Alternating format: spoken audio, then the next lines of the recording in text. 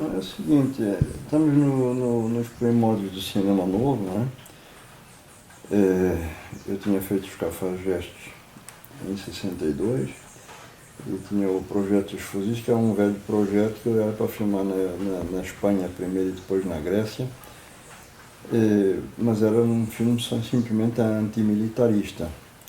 E era com lobos, um destacamento militar que ficava protegendo uma aldeia que era todos os invernos os lobos vinham para atacar e que naquela época não tinham armas, que tinham-se retiradas por causa da Revolução Civil no país, os caras da cidadezinha não tinham como se defender. E um inverno, no princípio do inverno, chegou um destacamento militar, tá essa história. Quando eu vim para cá e fiz os Cafajestes, eu vi que eu podia pegar essa trama e adaptar num contexto do Nordeste, da seca e da questão religiosa, do Boi Santo, com influência de retirantes que vão porque ali esperam que ele faça chover. É um fato verídico de 1924, a história do Boi Santo. Inclusive esse Boi Santo, o Padre Encício arrumou um jeito de eliminar o Boi Santo, parece que ele estava fazendo sombra ao prestígio dele, o Boi estava fazendo chover mais do que ele, aparentemente, então ele arrumou um jeito de acabar com esse beato com o seu Boi Santo. Mas a história é essa. Era principalmente um filme que tratava da chamada indústria da seca. A indústria da seca, basicamente, quando havia uma seca importante, o Estado, o governo, abria recursos de apoio para essa situação. Mas as verbas, como demoravam sempre muito tempo para sair, então havia intermediários, geralmente empresários da região, donos de armazéns, etc., que financiavam a seca para os retirantes, tiravam o vale e aí superfaturavam. E o filme foi, na época, que não havia grandes formas de financiamento, foi financiado pelo Banco de Minas Gerais, que tinha aberto uma carteira de crédito, que era o Jânio de Freitas, que é um jornalista que até hoje escreve, um cara de esquerda, que trabalhava e que estava, digamos, gerenciando essa carteira dele.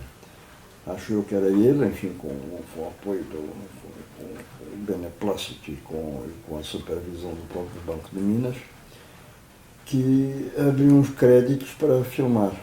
E o Jabas Barbosa, que era o produtor, conseguiu isso. Inclusive, eu também tive que entrar com o meu nome, uma parte dos créditos, não sei o que, responsabilizar por isso. Mas era um crédito a fundo perdido, né? Então não havia grande... Era uma forma de financiar e de promoção. E, na realidade, o dono do banco é o cara que depois vai apoiar o golpe de 64, o Magalhães. Quer dizer, começou a financiar esse filme, ao mesmo tempo foi o líder civil do golpe de 64. Então, o filme, na época, era um filme que era relativamente caro, porque foi todo filmado no Nordeste, não é? Tanto é que tem uma equipe para se deslocar, e principalmente porque foi um tempo maior por causa das condições climáticas, né? Porque era um filme sobre a seca e o tempo estava sempre chuvoso. Não chovia, mas estava chuvoso. Então, não havia sol. Frequentemente havia nuvens muito densas, parecia que estava menos chuva. Então, quando tinha muitos exteriores e muita coisa, não dava para filmar, na minha opinião, não dava para filmar como parecia que vai chover e quando estava, pelo contrário, a temática era que não ia chover. Então o filme demorou mais tempo a ser filmado, criou situações difíceis econômicas no filme, e foi um processo bastante difícil no nível de produção.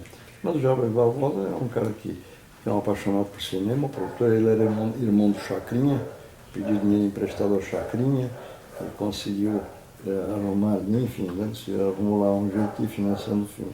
Foi um filme feito em condições muito complicadas, como foram todos os filmes na época, né? Mas no caso dos Fuzis, porque os Fuzis tinham já um peso maior de custo de produção devido a essas condições, deslocamento da equipe para lá, embora em condições miseráveis, né? A gente filmou onde a gente comia, almoçava, por exemplo, não era no restaurante local, foi improvisado lá numa casa, uma sala, lá na parte, perto, na beira da estrada da Rio Bahia, e entrava porco, tinha que se cuidar, senão os porcos entravam para dar comida. Né? Uma pensãozinha de beira de estrada, que era assim, uma parte da equipe, era uma série de quartos, assim, 7 ou 8, só com meia vedação, né? Quando o cara falava no sexto quarto, a gente ouvia no primeiro, o cara roncava lá, a gente ouvia ali. Condições muito miseráveis. O banheiro é uma cana de água, ficava coisa uma imundícia, né? Banheiros que não tem descarga, não sei. Condições muito precárias e um processo muito longo. Eu tenho a impressão, mas eu não dou garantia nenhuma, que era 20 milhões de cruzeiros. Mas o que é 20 milhões de cruzeiros, eu não sei a menor ideia do que significa agora.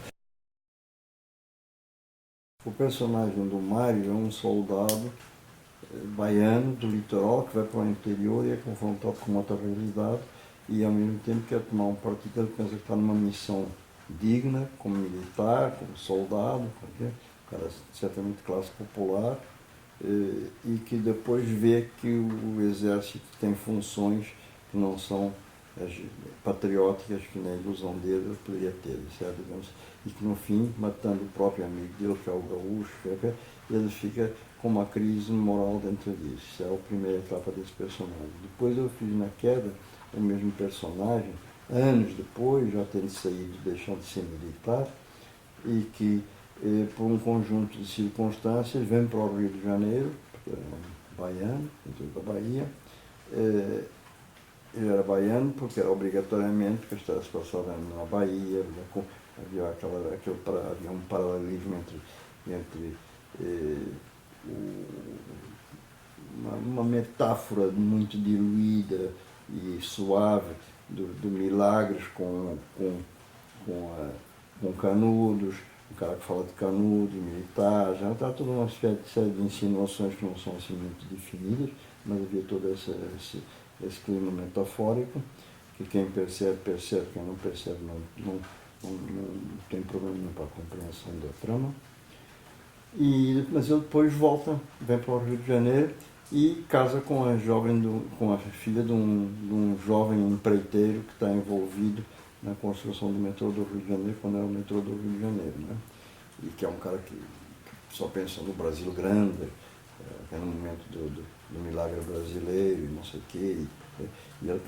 E um dos amigos dele, que é o José, o que matou o melhor amigo dele, que foi colega dele militar antes, que era o gaúcho, matou, está nessa como trabalhador, como operário, né, trabalhando na secção, porque essas coisas assim, essas empreiteiras têm um pedaço, não é uma empreiteira só que faz uma obra inteira, uma ponte inteira ou um metrô inteiro. Então há uma parte que ele conseguiu uma concessão, ele um pequeno empreiteiro com o apoio de outros empreiteiros. E nessa coisa tem o José que trabalha, é um dos soldados. E morre um acidente. E ele resolve, embora tenha sido que matou o melhor amigo dele, ele resolve, com o antigo companheiro de armas, ajudar a viúva, não é? E tenta a forma legalista. Mas dentro da lei não dá nada e ele acaba se marginalizando e sendo marginalizado e termina o processo, o filme na queda. Na realidade, havia uma vontade do cinema novo de mostrar um outro Brasil, um Brasil mais duro, clivagens sociais mais marcadas e tal. E isso, o Nordeste trazia essa contradição muito exposta. Então, por caminhos diferenciados, a gente chegou ao Nordeste, né? O fato é que houve uma coincidência, porque o Nelson foi fazer o Vidas Secas do Graciliano. O Glauber tinha o projeto dele, que ele tinha feito o Barrovento, e tinha o projeto Deus e o Diabo, e eu tinha o projeto Os Fuzis. A gente queria fazer um cinema que não fosse de comédia, de chanchada, nem fosse de louvação histórica, até também não tínhamos recursos para fazer uns filmes históricos. Isso foi uma lei que depois houve que davam uma produção, davam créditos especiais para fazer filmes históricos, desde que fossem filmes ufanistas, chamando a ditadura, filmes da grandeza do Brasil, do passado histórico e tal. Para isso havia dinheiro. Mas ninguém queria muito fazer isso. E também que não fosse simplesmente carnaval, coisa, turismo, as praias. Um Brasil que tinha uma contracara do Brasil, um Brasil mais duro, mais crítico, e, enfim, tudo que depois da ditadura não foi cortar porque não interessava.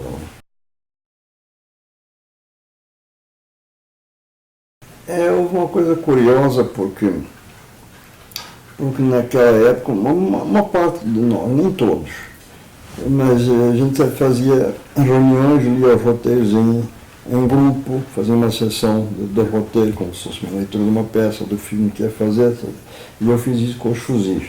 E naquela época era muito ligado o pessoal do cinema, era muito ligado o pessoal da música e o pessoal do teatro, principalmente o Teatro da Arena, do Boal, do Marnier, etc.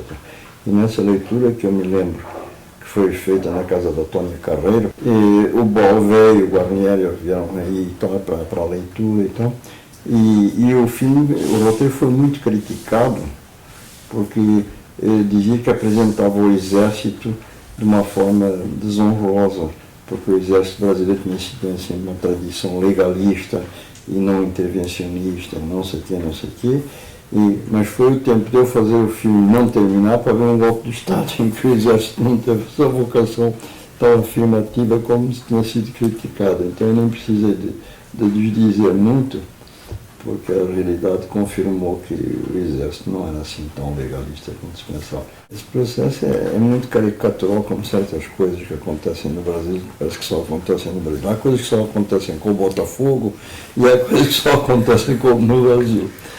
O filme, até aquele momento, quando o filme ia para um festival lá fora, era uma comissão do Itamaraty que apoiava, liberava todos os filmes. Mas o filme justamente sai no momento do golpe militar. Eu ainda não tinha mixado o filme, que é um filme em banda dupla, ainda não tinha mixado o filme, e houve o golpe de Estado. Nessa altura, o Goulart e o Nelson Pereira, que estavam em Cannes, fizeram declarações bombásticas contra a ditadura, como foi feito agora com o filme dos pernambucanos, meninos. Do Mendonça. Do Mendonça. E aí os militares que tinham acabado de tomar, como foi em março, isso, acho que naquele ano, em 64, que estavam Vidas Secas e o Deus e o Diabo estavam em Cannes, chamaram a atenção. Então os militares. E eu antes disso, quando eu percebi que, eu consegui que a comissão do Itamaraty visse o filme em banda dupla, o que não era permitido, tinha que ser a cópia final, e eles autorizaram o filme para o festival, para sair para o festival. Mas aí os militares, quando viram isso, queriam saber qual é o próximo filme que vai sair aí para fazer. Era o filme do Rui Guerra, Os Fuzis. Então nós queremos ver o filme. Bom, disse, pronto, o filme não passa, né? Não vai passar. E aí acontece uma coisa muito curiosa, que o filme vai, o Jarbas acompanha o filme a Brasília, e o filme passa numa sala só com generais. O filme. Ele para mim contou, eu não fui à sessão. Para mim o filme ia passar e pronto, acabou, não se é censurado. E quando passou o filme foi visto em silêncio, tá? E na hora que apagar, acendeu a luz da plateia, não sei quantos generais estavam lá, mas aquele silêncio sempre, não é? Do primeiro a falar em alguma situação, um dos generais se levantou e disse: "Isso é um filme de macho." Aí os outros todos ficaram calados e o filme foi liberado. Eu sempre não quis saber de nada. Gostou dos tiros, gostou do cara matando e tal. É um filme de macho, pronto. Isso é contado no Jarbas. Jarbas tem um livro dele que ele tem filmes que eu vivi, que é uma coleção, e ele fala sobre isso. É que o pessoal começou a dizer que o filme era muito pouco comercial. Então o jovem me pediu para eu cortar a parte do comentário do filme e tal, fazer o filme mais enxuto, tirar uma meia hora e tal. Ele disse que não ia fazer isso. Eu disse, porque senão eu vou perder o dinheiro todo, não sei o que. Ele disse, então faz o seguinte, você faz já depois da premiação do Berlim. Então faz o seguinte, você faz essa versão, mas tira o meu nome, como diretor, e deixa a versão íntegra para fora do país, para a nossa distribuição fora. Fizemos um acordo amigável. Então ele ficou impossibilitado de usar o sucesso dos Cafajestes, do mesmo diretor, da mesma coisa. Então o filme foi lançado e foi um fracasso de bilheteria total, né? Mas não por causa da censura, mas por causa dessa censura do comercial. Ele está muito engraçado, porque eu gostava muito do Glauber, que ele produziu O Deus e o Diabo, e gostava muito de mim. Então eu não sabia como resolver essa dicotomia, qual era o melhor diretor, né, para ele. Então perguntava, ele driblava, achava, não sei o que, ele não queria tomar partido. Depois foi um diretor que um dia, depois que o Glauber morreu, ele resolveu isso, que ele disse, os meus melhores diretores é Glauber na Serra e Rui na Terra. O filme até hoje passa. É um filme que passa. Tem casas comerciais, vídeos, e tem cópias e passam e tudo. É um filme que é constantemente, que aí é a versão inteira. Aqui no Brasil é que frequentemente é a versão cortada. Inclusive, há uma versão, parece um castigo em cima disso, que eu lutei contra isso, mas eu também nunca lutei com muita clareza e com muita decisão. Então sempre na brecha sempre surgiu a coisa contrária. Por exemplo,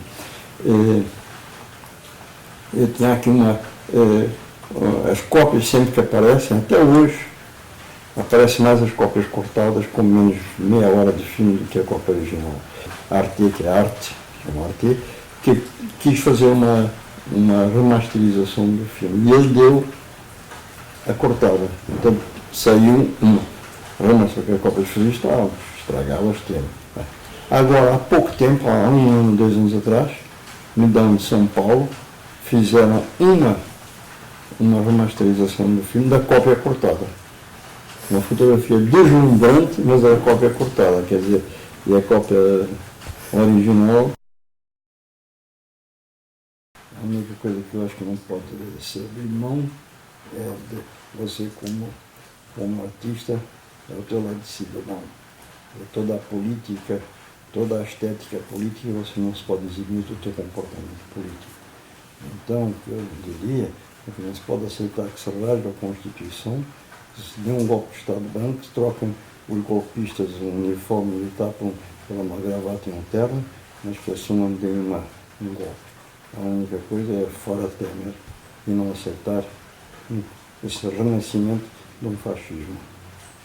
Visões das coisas grandes e pequenas.